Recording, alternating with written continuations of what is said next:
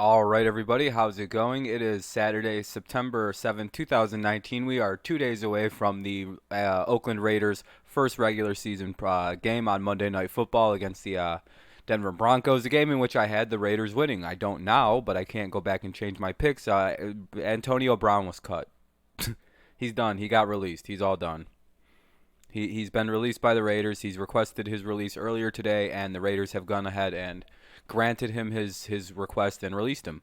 That's pretty shocking to say the least. This is coming from a everybody knows the story, right?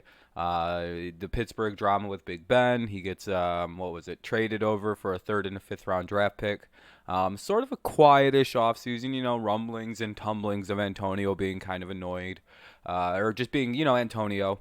And then the season starts, training camp starts to roll around, and then the show begins really. It really begins back in July with what was it? The arriving to camp in a hot air balloon, and then the extreme frostbite on the feet from improperly guarding his feet at a cryotherapy. That's more the cryotherapy place's fault.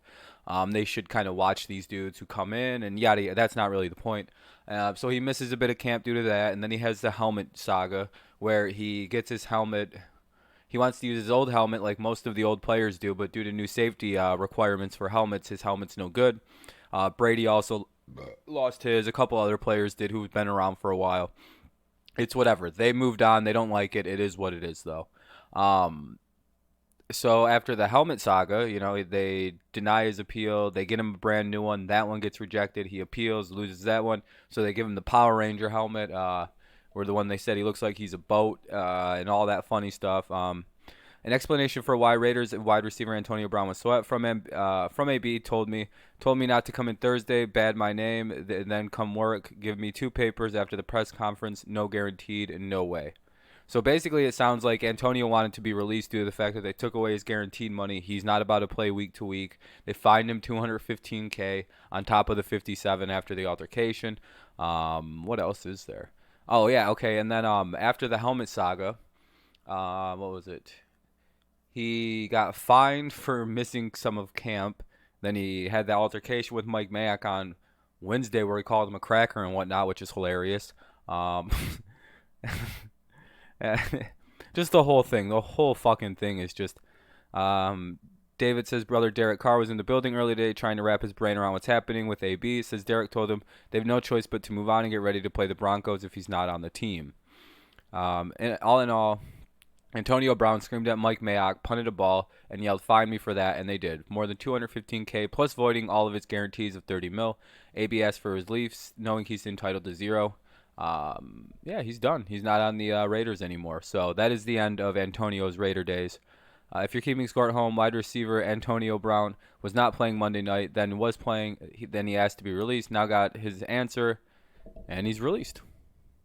So I would imagine there's going to be a couple teams that might be in the market for Antonio heading into the season. I would not be shocked, as many have said, the New England Patriots. I'm a big Patriots fan. A little disclaimer. I do think he could wind up there. We'll see if the Patriots want to bring him in with a Josh Gordon there. And they really love Josh, so I don't know if they're going to kind of risk that situation with an Antonio. I could see the Redskins making an aggressive move. The Packers would not shock me, but I kind of doubt that's going to happen. And maybe the 49ers. I don't know. Not the 49ers. I doubt that. But there's very few teams I think that are going to take the risk on this guy going forward. I would not be surprised in the slightest if he winds up in New England. Um, I know Bill Belichick feels a type of way about the guy, but according to Ian Rappaport and all sources here on Twitter, he's been released. Breaking news, breaking news, breaking news. So it's and here we go, more clown stuff. Everybody, the whole world's just talking about Antonio Brown, Raiders. The only way this could end, blah blah blah. But for those asking, Antonio Brown is now eligible to sign with another team as soon as 4:01 today. But no, he would not be eligible to play for another team that has a game tomorrow by week 2. Yes, so Antonio can sign a new contract with the team. He can't play tomorrow, but he can play week 2. Watch out for teams like Green Bay, New England, Washington, maybe Carolina, Tampa Bay.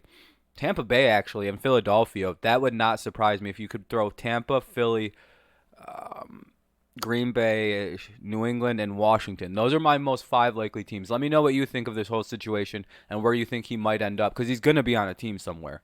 Probably one of those five I just listed. Maybe Kansas City too, as a dark horse, but I don't know their money. So anyway, yep, Antonio Brown's been released. Kind of the obvious conclusion to the Wednesday saga of screaming in his face, coach's face. So thank you so much for listening. Leave a like, subscribe to the channel if you're new here. We are 5 subs away from 2,000. Let's do it. I got 4 more videos to make today, so stay tuned and go Patriots. Tomorrow's the day.